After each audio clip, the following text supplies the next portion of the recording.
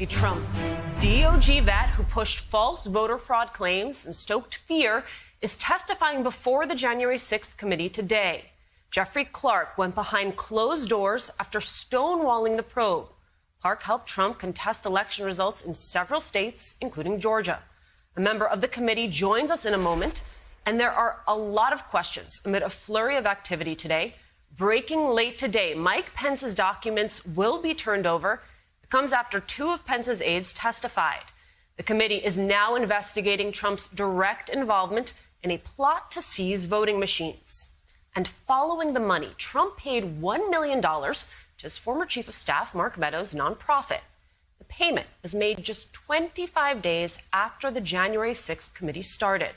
Congressman Swalwell calling it hush money, with a new report revealing Trump considered blanket pardons for the rioters before he left office.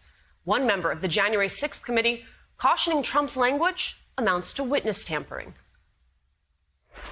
Is Trump tampering with witnesses when he's talking about pardons, when he's dangling them in front of 1-6 defendants?